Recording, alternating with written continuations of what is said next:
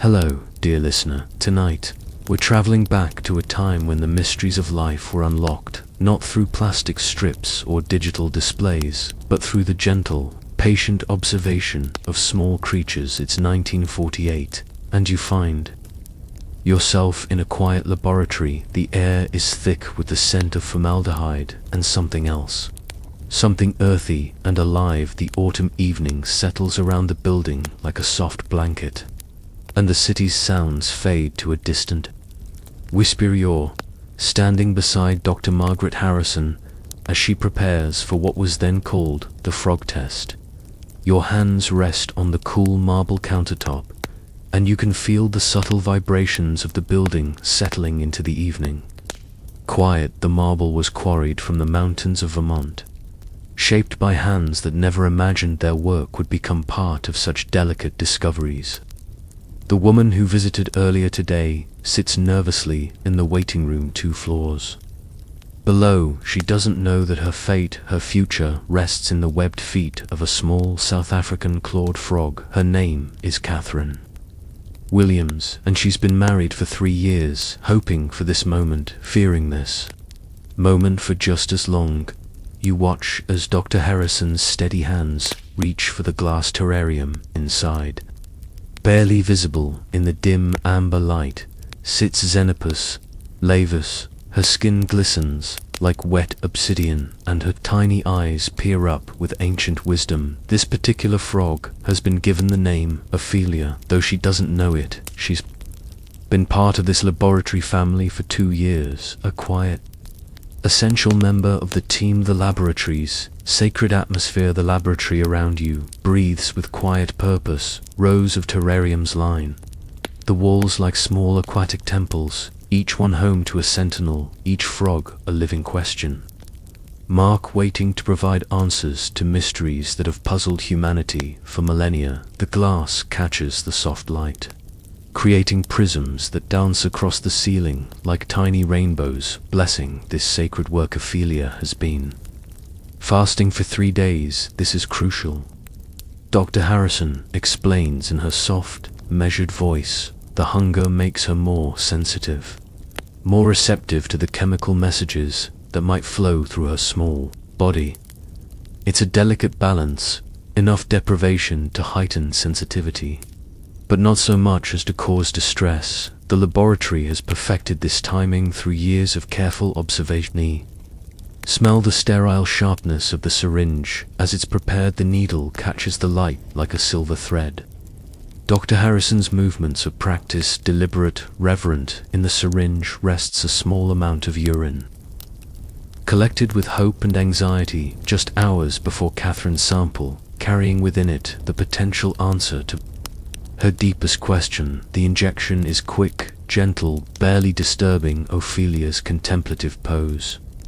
Your breathing slows as you watch the careful injection. The frog barely stirs. She's done this before many times. She's a veteran of hope and disappointment, a silent witness to the deepest desires of women she'll never meet.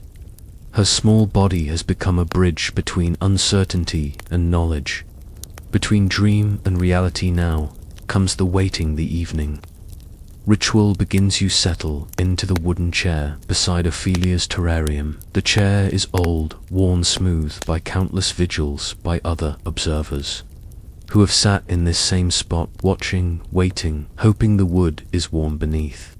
You, having absorbed the heat of human presence, human anticipation, human dreams. The laboratory grows darker as evening falls. Shadows stretch across the walls like sleepy fingers, reaching toward the terrariums, toward the small lives within. The harsh fluorescent lights of day have been replaced by softer amber bulbs, creating pools of warm light that make the laboratory feel more like a sanctuary, a place of pilgrimage, than a scientific facility.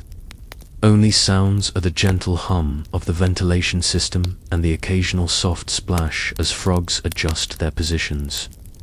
The building itself seems to breathe, walls expanding and contracting with temperature changes, floors creaking gently as they settle, windows fogging slightly with the difference between inside and outside temperatures.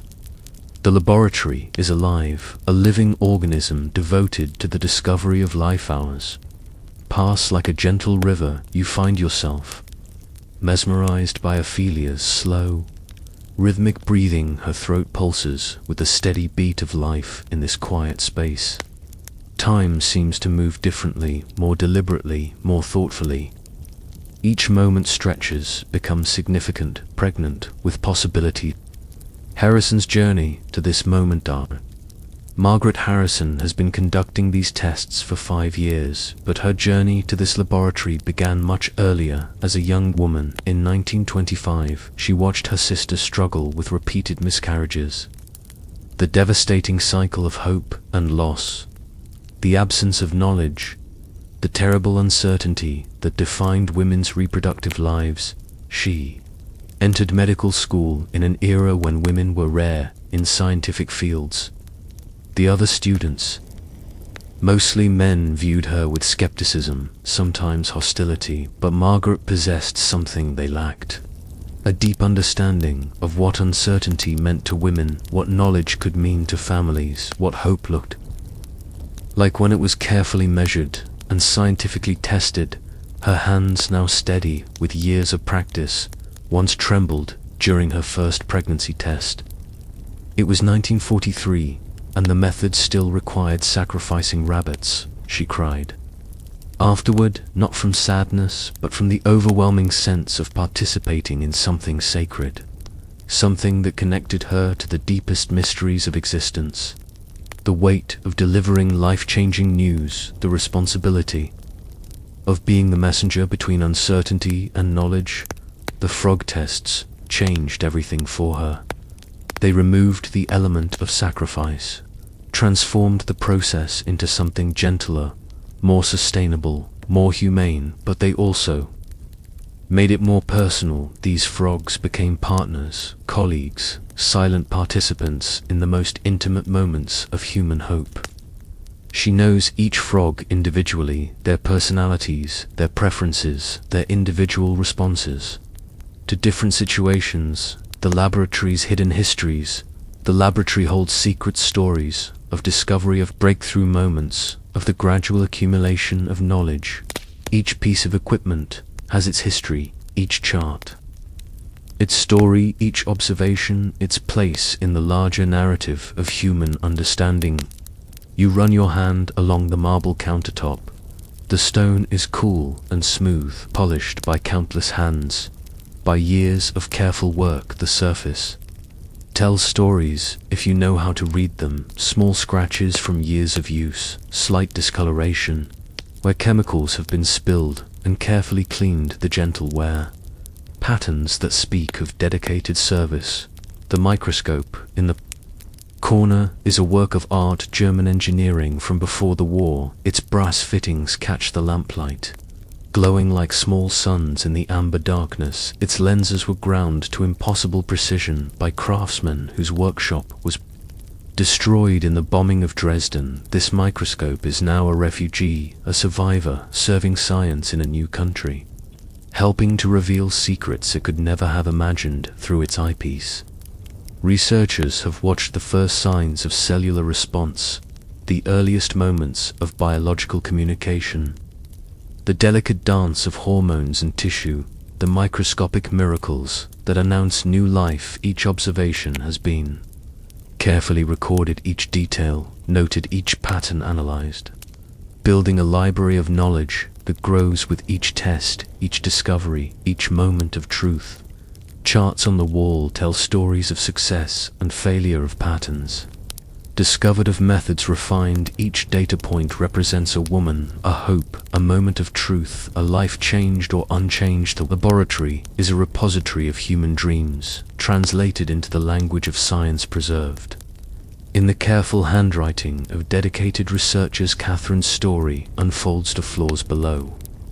Mrs. Catherine Williams sits in the waiting room. Her hands rest on her lap, fingers intertwined occasionally, tightening with nervous energy. She's wearing her best dress, the blue one with tiny flowers, as if dressing well might influence the outcome, as if beauty and hope might somehow tip the scales toward the answer she desires. Catherine grew up on a farm in rural Ohio where pregnancy was discovered through missed cycles, morning sickness, and the gradual changes in a woman's body. Her mother bore 12 children, lost 3 in infancy, and never had the luxury of early confirmation. Of scientific certainty, of the knowledge that Catherine now seeks, the waiting room is decorated in soft pastels meant to be soothing, but Catherine finds the colors somehow artificial.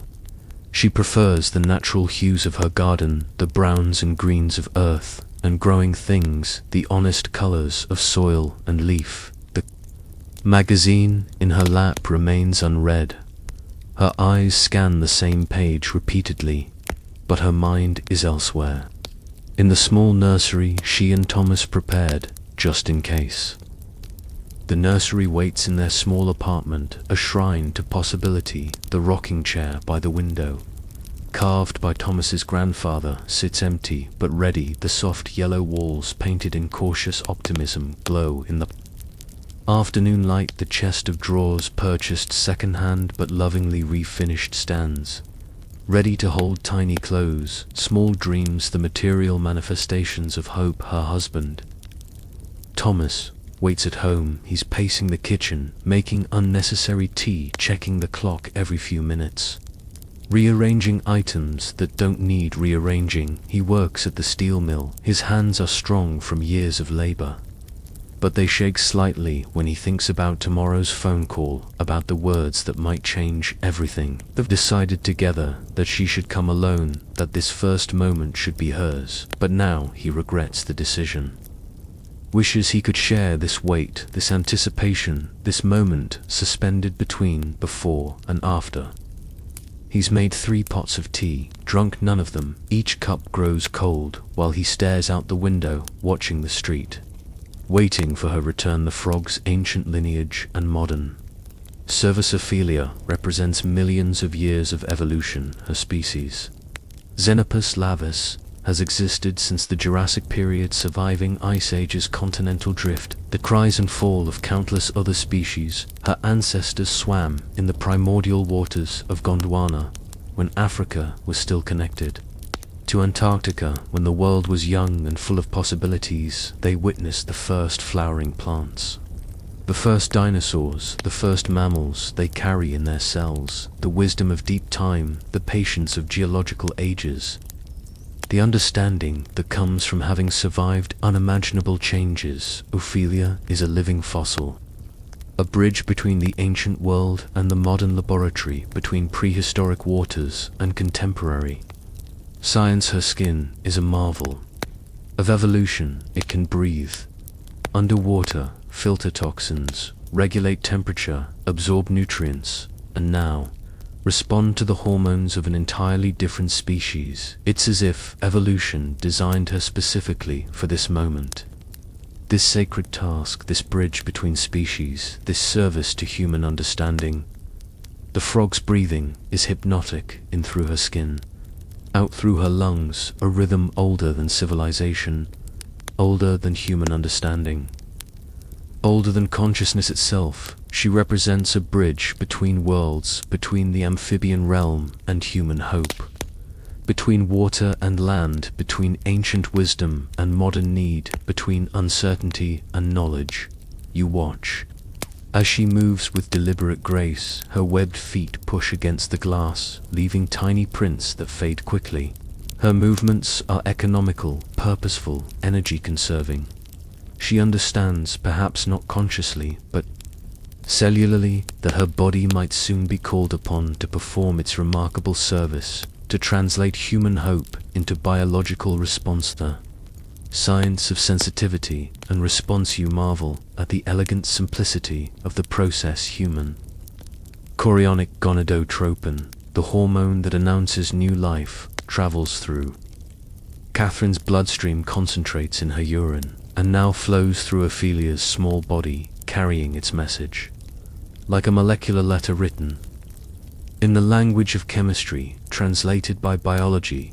The frog's ovaries are exquisitely sensitive, more responsive than any human-made instrument, more precise than the most sophisticated machinery. They can detect infinitesimal amounts of the hormone quantities so small they would be invisible to the most powerful microscopes of the day.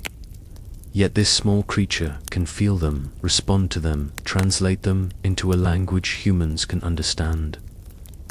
Harrison shows you the detailed chart, the careful records kept for each frog, each test, each outcome, each individual response pattern. The laboratory is a place of meticulous documentation where every detail matters, where patterns emerge from careful observation, where knowledge accumulates one data point at a time. Ophelia has participated in 47 tests.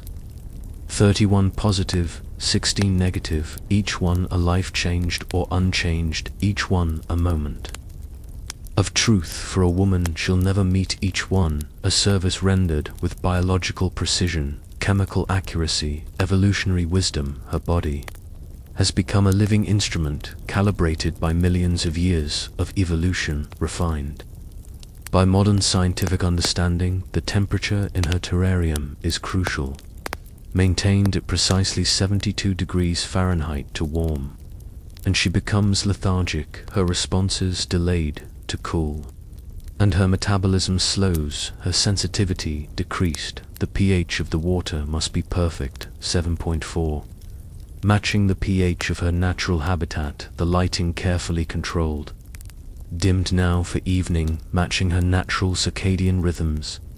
The time of day matters. Frogs are most responsive in the evening, when their natural rhythms align with the laboratory's needs, when their bodies are primed for activity, for response, for the delicate work of biological translation. Everything in Ophelia's environment has been optimized, calibrated, perfected to maximize her comfort and her ability to serve the community of frogs. Ophelia is not alone in her service. The laboratory houses 12 frogs each, with her own personality, her own preferences, her own history of response.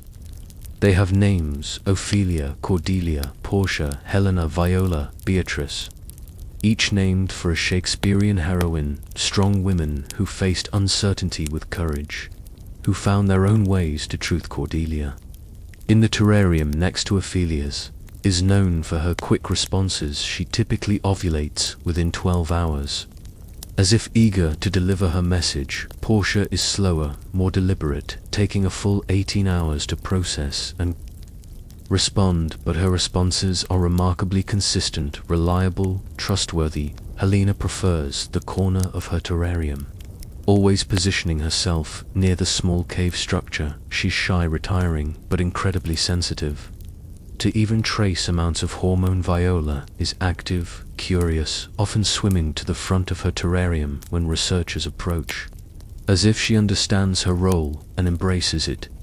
Trog rests between tests, their bodies recovering, their sensitivity returning to baseline. They require at least 2 weeks between services time for their ovaries to reset, for their systems to clear, for their readiness to return. The laboratory carefully tracks each frog's schedule, ensuring no individual is overworked, overstressed, or asked to serve too frequently.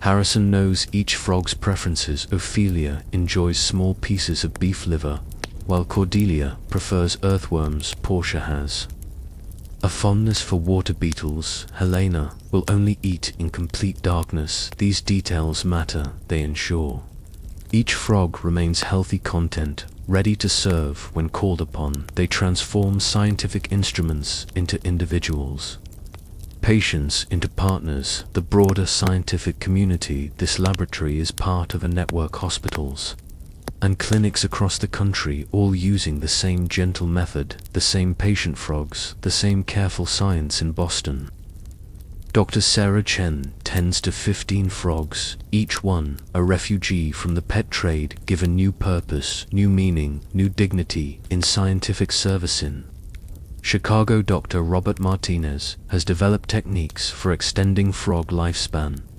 improving their nutrition, enhancing their comfort. His laboratory feels more like an aquarium than a medical facility, with elaborate tank systems, naturalistic environments, and careful attention to each frog's individual needs. Harrison corresponds regularly with colleagues in other cities. They share observations, compare techniques, refine their methods, exchange frogs to prevent inbreeding, to maintain genetic diversity, to ensure the health of their small populations. The scientific community is built on such collaboration, the generous sharing of knowledge, the collective pursuit of understanding. Monthly meetings bring together researchers from across the region. They present papers, share data, discuss innovations, challenge assumptions. These gatherings happen in hotel conference rooms, university lecture halls, quiet libraries, spaces where knowledge grows through conversation, where individual discoveries become collective wisdoms. Some frogs are more sensitive than others, some respond faster, some require more careful handling, some thrive in group settings, others prefer solitude. Each laboratory keeps detailed records, learning from every test, improving their procedures, making the process more reliable, more humane, more respectful of the creatures who make it possible. The historical context of pregnancy testing. You reflect on the long journey of pregnancy testing, stretching back through centuries of human curiosity. Ancient Egyptian women used wheat and barley seeds, watering them with urine, watching to see which grains would sprout. Remarkably, this method worked, though no one understood why the hormones in pregnant women's urine did indeed affect plant growth. Medieval physicians examined urine color, clarity, even tastes, developing elaborate theories about the signs of pregnancy. They were often wrong, but their careful observations laid groundwork for later discoveries. Each generation built on the knowledge of the previous, slowly accumulating understanding, gradually approaching truth. The early 20th century brought the first reliable tests. The Aschheim-Zomdick test, developed in 1928, used mice young. Female mice were injected with urine, then sacrificed and examined for ovarian changes. It worked, but at a terrible cost. Each test required a life, each answer demanded a sacrifice. The rabbit test, introduced in the 1930s, was more reliable, but equally deadly. Young female rabbits were injected, then killed after several days. Their ovaries examined for signs of hormone response. The phrase, "the rabbit died," became synonymous with positive pregnancy tests, though ironically, the rabbit always died, regardless of the result. Harrison remembers those days, the weight of taking life to reveal life, the moral complexity of sacrificing the innocent to serve the hopeful. Each test carried ethical burden, emotional cost, the kind of weight that accumulates in a researcher's soul, that makes better methods not just scientifically desirable, but morally imperative. The breakthrough moment.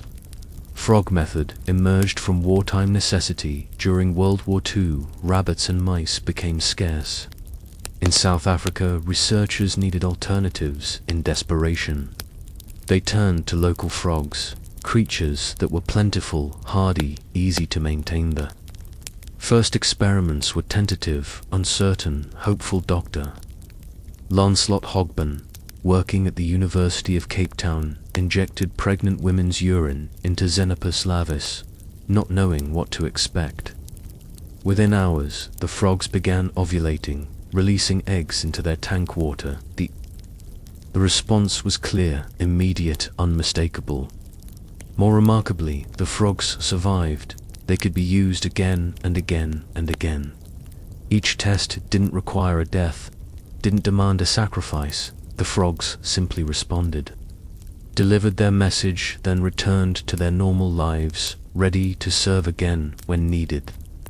News spread through the scientific community like wildfire. Laboratories around the world began importing South African frogs, setting up their own testing facilities, training researchers in the new techniques. By 1948, the frog test had largely replaced the rabbit test, transforming pregnancy testing from a deadly procedure to a sustainable practice. The emotional. The landscape of the laboratory. The laboratory is a place of intense emotion, though much of it is hidden, suppressed, channeled into scientific precision. Dr. Harrison has learned to compartmentalize, to maintain professional distance, while still honoring the human drama that unfolds daily. Each test carries the weight of dreams, the power of revelation, the potential for joy or disappointment. She's delivered news that sparked celebrations, champagne toasts, tearful phone calls to relatives, immediate trips to baby stores, the giddy excitement of new expectation. She's also delivered news that brought tears, quiet disappointment, the gentle sadness of hopes deferred, the complex emotions that come with continued uncertainty. Result carries consequences, reverberations that extend far beyond the laboratory. A positive test might save a marriage complete. A family provide meaning to a woman who has felt incomplete. A negative test might mean another month of trying, another cycle of hope and disappointment, the gradual erosion of confidence that comes with repeated failure. The frogs absorb this emotion, not consciously, but cellularly. They're sensitive creatures, responsive to the subtle energies around them, affected by the stress levels, the hope, the anxiety that permeates the laboratory. The emotional climate affects their health, their responsiveness, their willingness to serve on particularly difficult days. When multiple negative results cluster together, the laboratory feels heavy burdened. The frogs seem to sense this, becoming more lethargic, less responsive, as if they too feel the weight of dashed hopes, the burden of bearing unwelcome news. But on days of good news, when positive results bring joy, the laboratory feels lighter, brighter. Even the frogs seem more active, more energetic, as if they understand their role in creating happiness, in serving hope, in bridging the gap between uncertainty and knowledge. The night shifts quiet wisdom as evening deepens into night. The laboratory takes on a different character. The daytime bustle has given way to contemplative quiet. The harsh fluorescent lights have been dimmed, replaced by softer amber bulbs that cast warm shadows, create intimate pools of light, transform the clinical space into something more like a sanctuary. The night shift brings different energy, quieter, more meditative, more conducive to reflection. Dr. Harrison often stays late, not because she has to, but because she finds peace in these evening hours. When the laboratory settles into its natural rhythm, when the urgent demands of the day give way to patient observation, she prepares her evening tea, a ritual that marks the transition from day to night, from active work to patient waiting. The tea is chamomile, grown in her own garden, dried and stored in a ceramic jar her grandmother gave her. The ritual is comforting, familiar, a bridge between her professional life and her personal history. The steam rises from her delicate china cup, carrying the scent of flowers and memory. She settles into her observation chair, notebook in her lap, pen poised, ready to record the subtle changes that mark biological response, the gentle signs that announce new life. The further laboratories around the world are conducting similar vigils in London, Paris, New York, Sydney. Small frogs are processing their chemical messages, researchers are maintaining their patient watches. Women are waiting for news that will change their lives. The work continues across time zones, across cultures, across the globe. Catherine's vigil at home. Catherine has returned to her small apartment, but sleep is impossible. She sits by her bedroom window, watching the stars emerge in the darkening sky, wondering if somewhere in the city a small frog is carrying her future, processing her hopes, preparing to deliver an answer. The apartment is small but comfortable, furnished with pieces collected over 3 years of marriage, wedding gifts, second-hand finds, items crafted by Thomas in his spare time. Each piece tells a story, represents a shared decision, a compromise, a dream made manifest in wood and fabric. Thomas brings her warm milk sweetened with honey from his uncle's beehives. The milk is from the dairy at the edge of town, delivered fresh that morning, still carrying hints of grass and sunshine.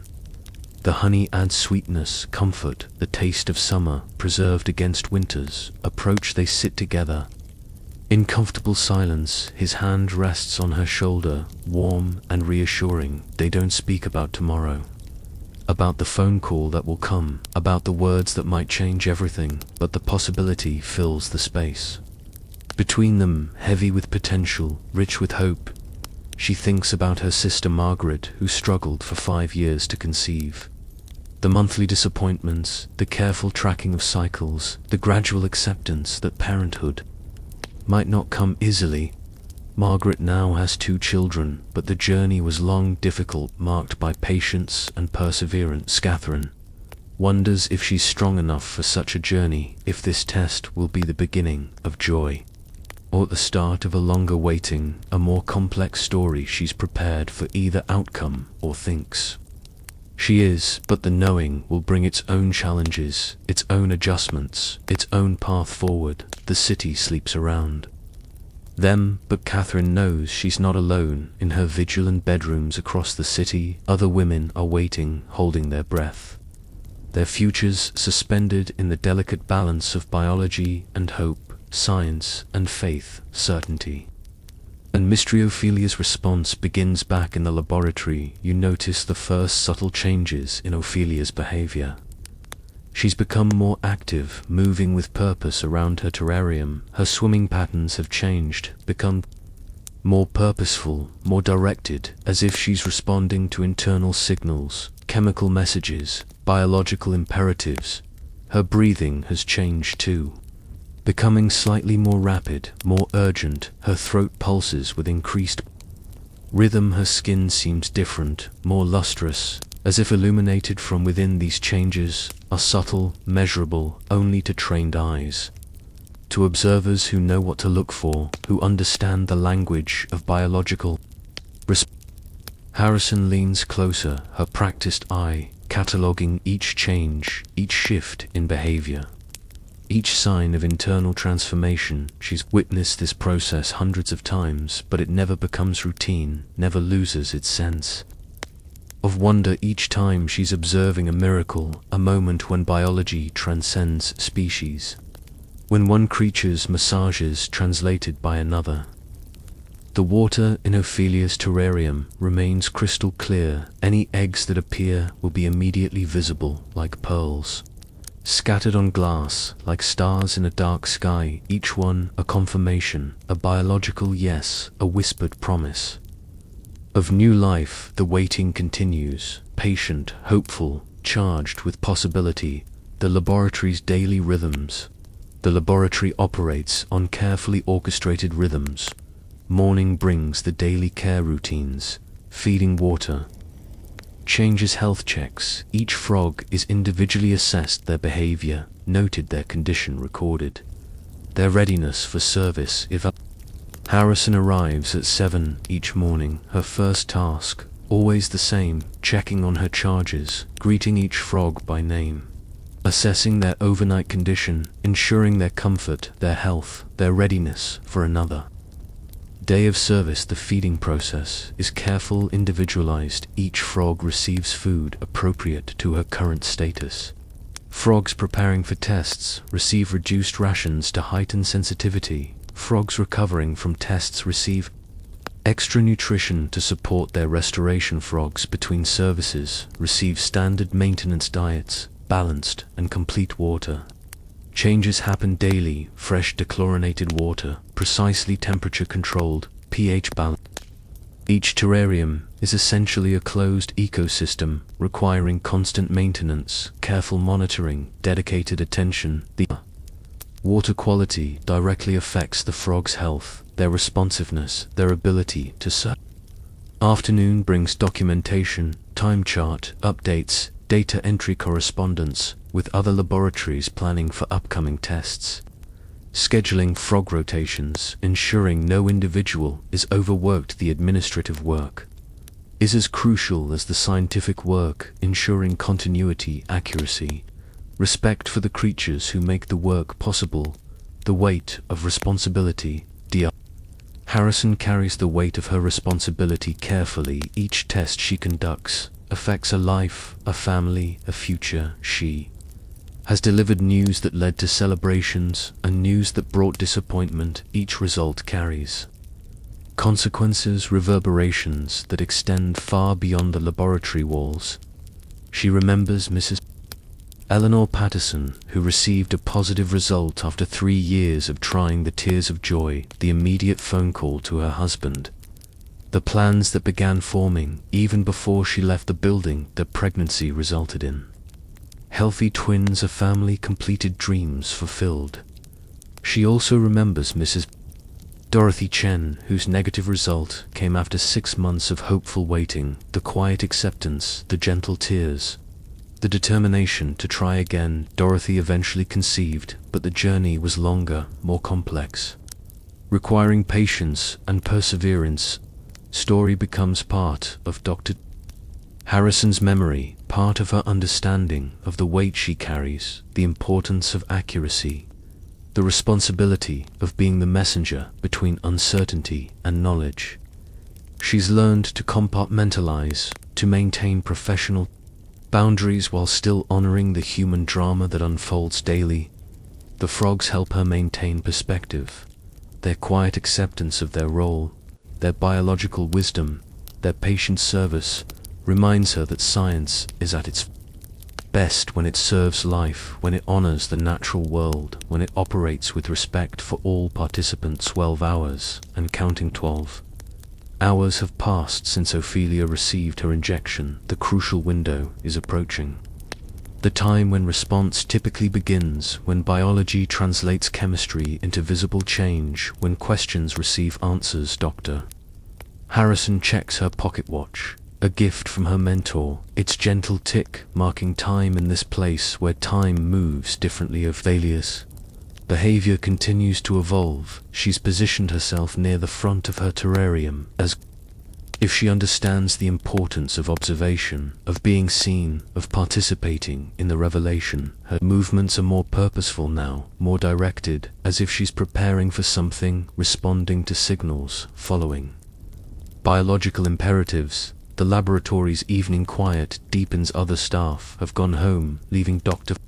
Harrison alone with her charges, alone with the waiting, alone with the responsibility of witnessing, recording, interpreting the subtle signs of biological response. She updates Ophelia's chart, noting the changes in behavior, the shifts in posture, the increased activity. Each observation becomes part of the historical record, part of the accumulated knowledge, part of the pattern that helps predict, understand, improve the process. The other frogs seem to sense the activity. Several have become more alert, more active, as if responding to pheromones, to chemical signals, to the subtle energies that permeate the laboratory. They're social creatures, despite their solitary service, aware of each other, influenced by each other's states.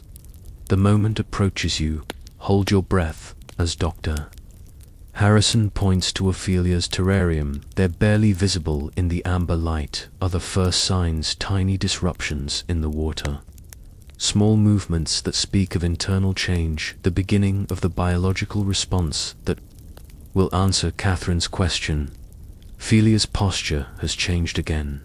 She's positioned herself over the deepest part of her pool, her body slightly arched, as if preparing, as if responding to ancient instincts, to biological programming, to the chemical messages now flooding her small system. The response, when it comes, is both dramatic and subtle. Dramatic in its biological significance, in its meaning for Catherine, in its role in the continuing story of human reproduction. Subtle in its physical manifestation, in the small changes visible to the trained eye, in the quiet miracle of interspecies communication. Dear Harrison's pen hovers over her chart, ready to record the moment, to document the response, to capture for history the instant when biology delivers its message, when science provides its answer, when hope receives its confirmation, or denial. The laboratory seems to hold its breath. Even the ventilation system seems quieter, the bubbling of aquarium filters more subdued, as if the entire environment recognizes the importance of this moment, the significance of What's about to unfold? The miraculous response, and then it happens so subtle, you might miss it if you weren't watching carefully. Tiny translucent spheres begin to appear, each one no bigger than a grain of rice, perfectly formed. Glistening in the amber light of Ophelia's eggs, her biological response to Catherine's secret. Her answer to the unspoken question. The eggs float gently in the crystal water, like pearls, scattered by a generous hand like stars. In a dark sky like promises made manifest, each one represents Ophelia's response to the hormone. Her body's interpretation of the chemical message, her participation in the ancient dance of life. Dr. Harrison counts carefully, methodically, reverently, 1 to 3, the eggs continue to appear, each one a confirmation, a biological yes, a whispered promise. By the time the response is complete, 14 eggs rest in Ophelia's water, a clear, unmistakable positive result.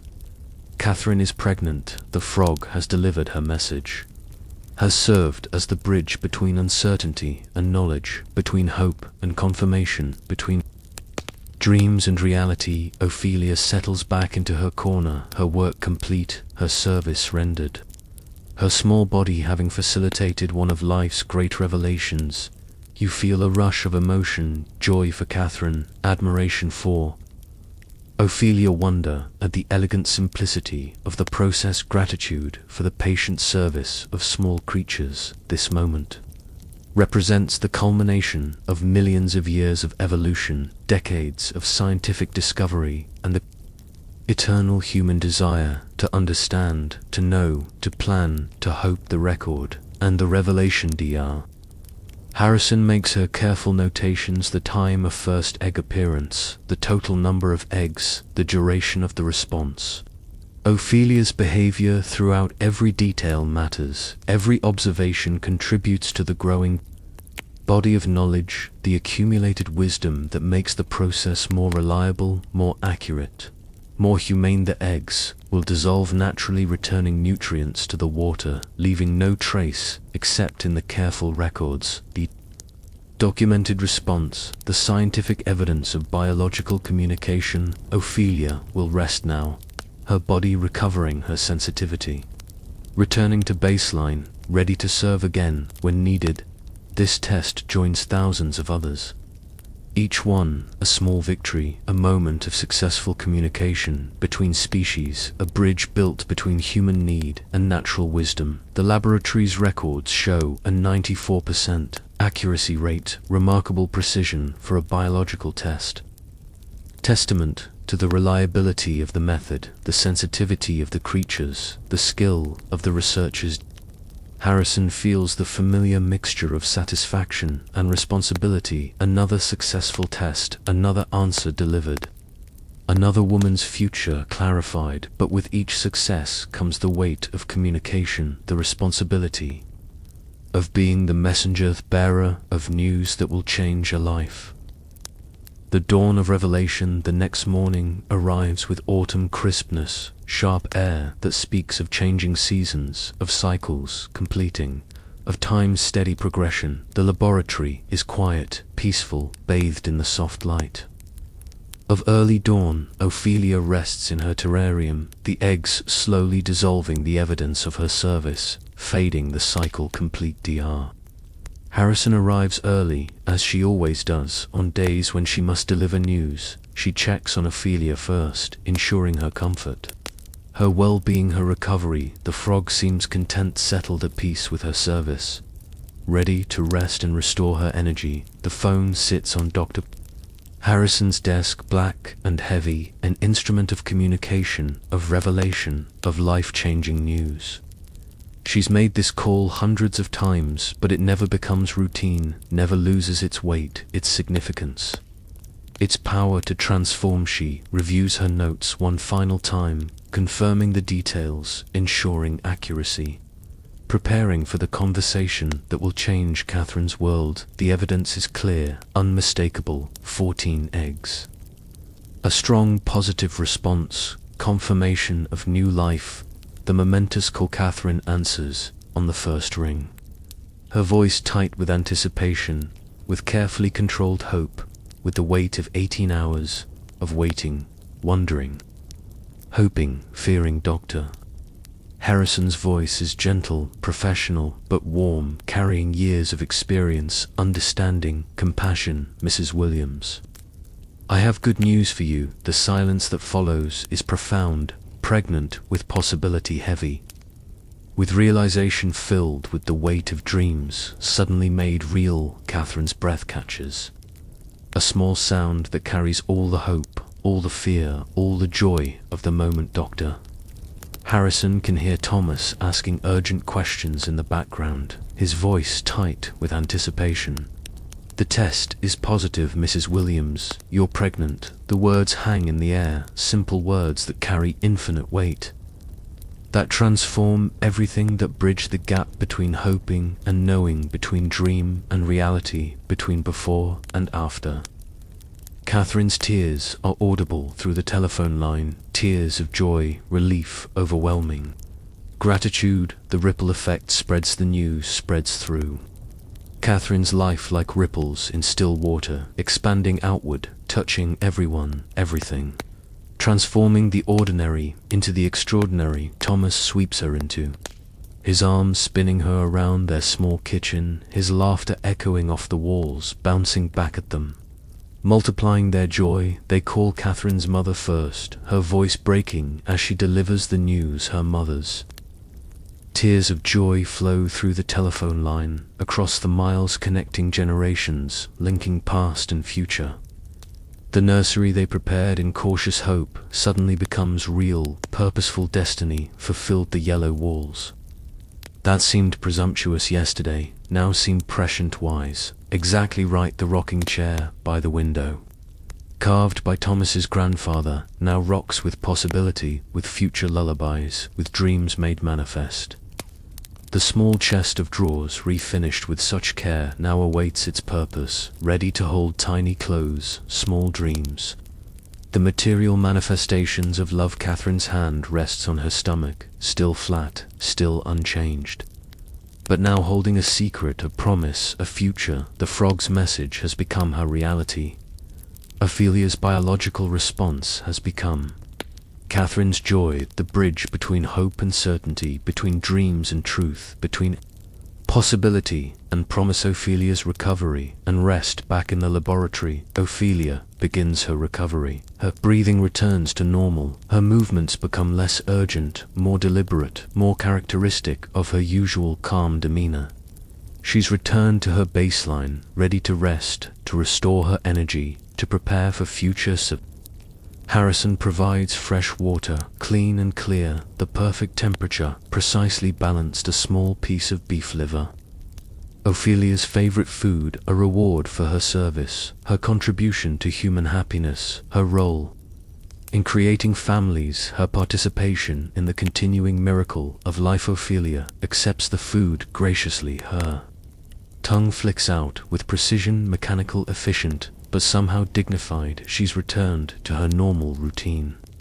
But for 18 hours, she was part of something larger, a participant in the ancient dance of life, a messenger between worlds, a bridge between species.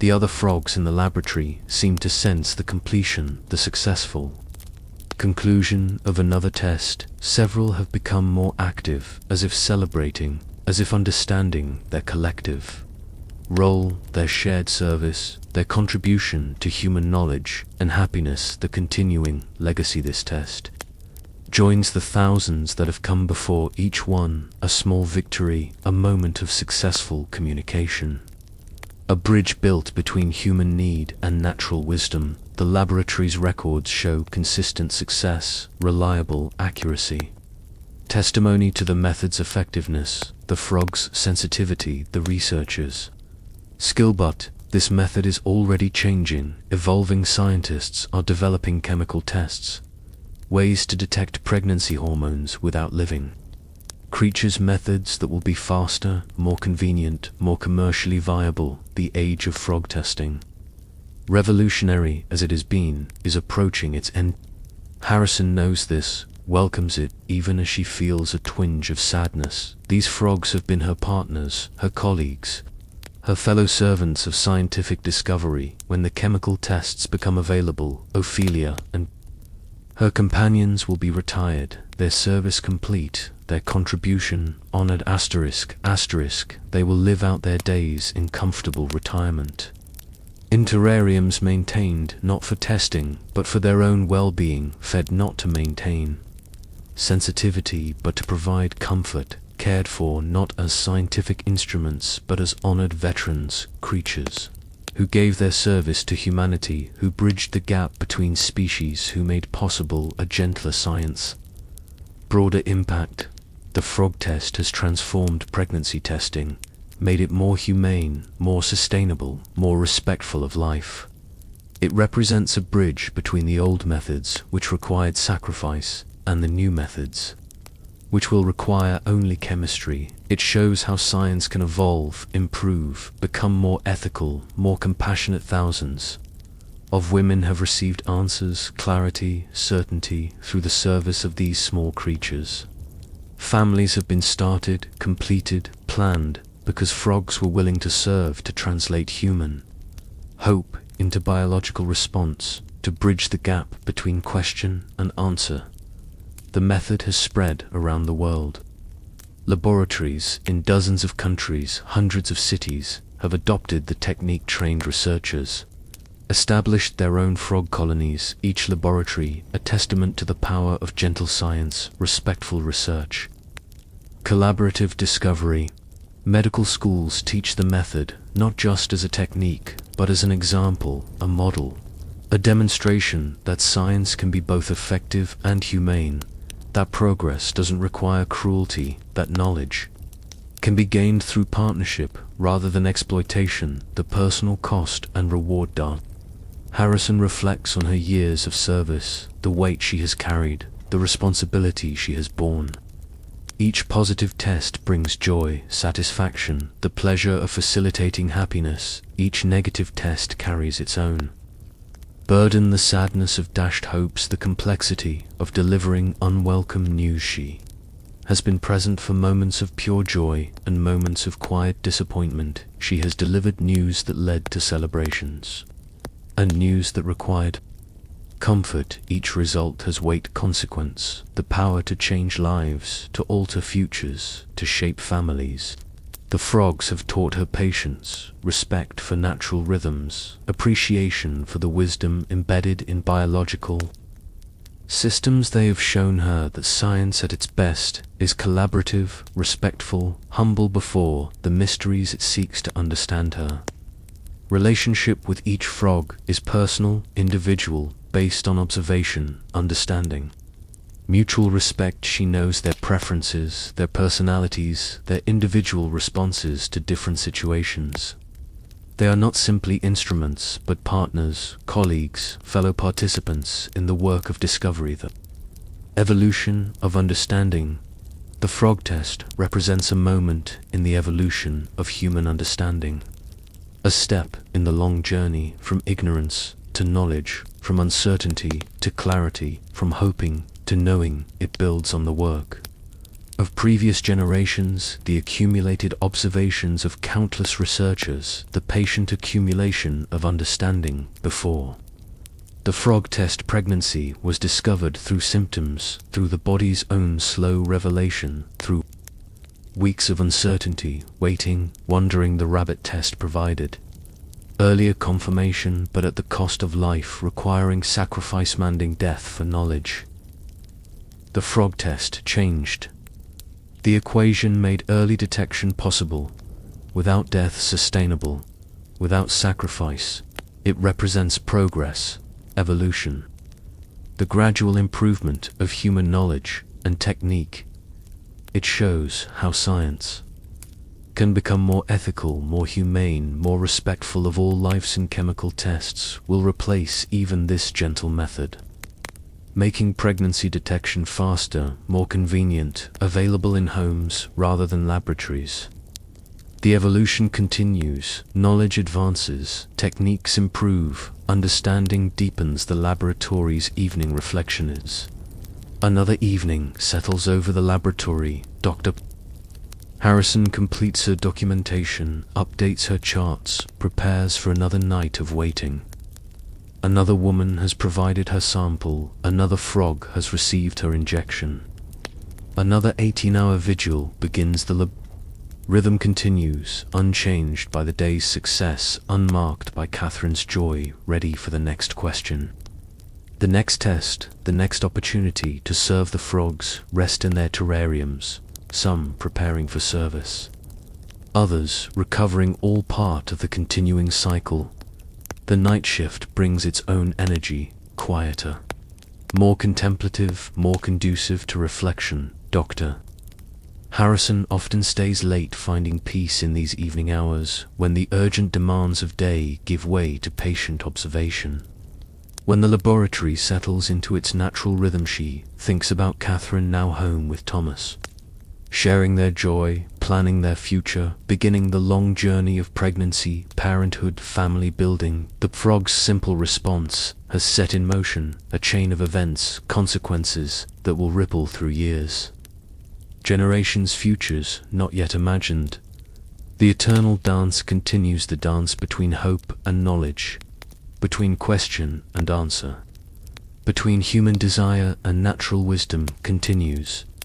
It has always continued, it will always continue. Each generation finds new ways, new methods, new partners in the eternal quest to understand, to know, to grow. Frogs have played their part with grace, with dignity, with generous service. They have been bridges, messengers, partners in the grand adventure of human discovery. Their contribution will be remembered, honored, appreciated, even as science moves beyond their service in laboratories around the world. Small creatures continue their patient work, frogs responding to chemical messages, researchers maintaining careful watches, women waiting for news that will change their lives. The work continues as it has for years, as it will for a few more years, until progress renders it obsolete. But tonight, the old ways still hold sway. The frogs still carry their ancient wisdom, the laboratories still hum with quiet purpose, the tests still unfold with patient precision. Another woman waits, another frog responds, another moment of truth approaches. The final meditation. As you prepare to drift towards sleep, you carry with you the image of Ophelia resting peacefully in her terrarium, her service complete, her message delivered, a keeper of secrets, a messenger between worlds, a reminder that the most profound discoveries often come from the smallest voices, the gentlest methods, the most patient observations. The laboratory sleeps, but the work continues. The frogs rest, but the knowledge grows. The night passes, but the hope endures. And in the morning there will be new questions, new possibilities, new opportunities to serve, to discover, to know, to grow. This is the way of science. This is the path of knowledge. This is the dance of hope. And it continues always, forever, in the quiet spaces where small creatures carry great truths, where patience reveals miracles, where hope finds its voice in the gentlest, most unexpected, most beautiful ways.